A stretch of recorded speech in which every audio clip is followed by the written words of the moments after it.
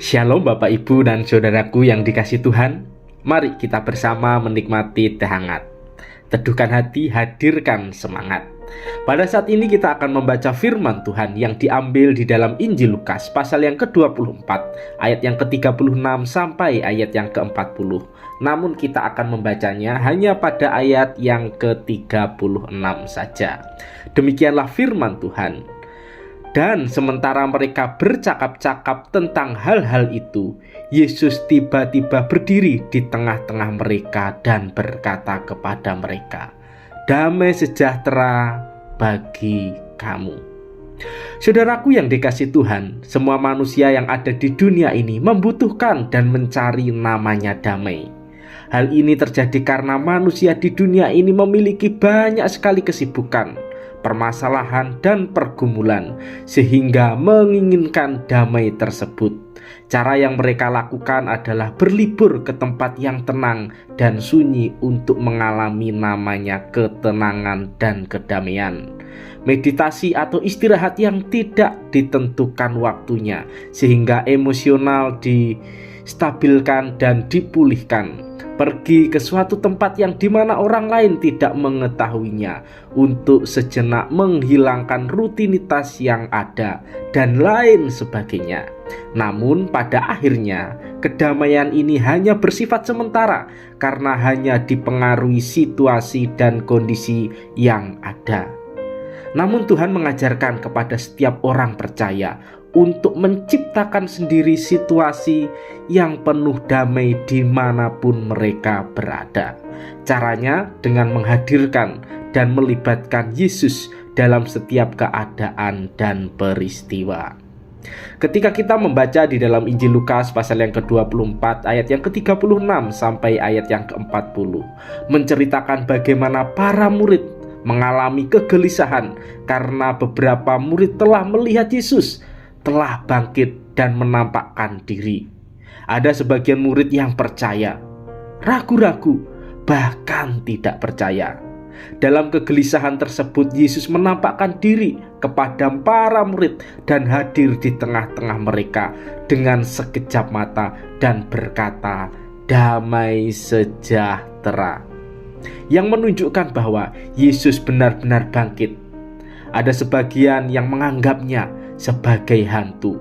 Lalu Yesus menegur mereka dan menunjukkan bekas lubang paku di tangan dan di kakinya. Bahkan Yesus berkata untuk meraba bagian tubuhnya tersebut karena hantu tidak dapat disentuh dan diraba. Selain itu Yesus meminta makanan. Kemudian ia memakan ikan yang disediakan para murid untuk membuktikan bahwa ia benar-benar hidup dan para murid menjadi saksinya. Hal ini menyadarkan mereka bahwa apa yang selama ini Yesus katakan benar-benar terjadi, bahwa anak manusia harus menderita, sengsara, mati di atas kayu salib, dan pada hari yang ketiga bangkit dari antara orang mati. Dia adalah Tuhan yang memberikan damai sejahtera di dalam pergumulan, keraguan, dan ketidakpastian di dalam hidup orang percaya. Di sini kita boleh belajar bersama bahwa di dalam kehidupan kita sebagai orang percaya tentu mengalami namanya keraguan dan kebimbangan dalam menghadapi permasalahan hidup yang semakin tidak menentu ini. Kita mengalami kepenatan dalam keluarga, pekerjaan, studi, dan lain sebagainya. Kemudian kita mencari kedamaian yang ada di sekeliling kita. Namun akhirnya kita sadar bahwa semuanya hanya sementara. Ketika kita mengalami kegelisahan dan kekhawatiran, Yesus hadir di tengah-tengah kita. Ia adalah Tuhan yang hidup dan kita percaya di dalam setiap permasalahan yang kita hadapi bahwa dalam iman kita, Yesus akan memberikan kedamaian bagi kita. Cara sederhana yang boleh diajarkan kepada kita adalah: pertama, awali hari dengan membaca firman supaya Tuhan berbicara kepada kita. Kedua, minta pimpinan Roh Kudus supaya kita mampu melakukan firman tersebut. Tiga, minta kekuatan dari Tuhan supaya memberikan ketenangan dan kelegaan dalam diri kita.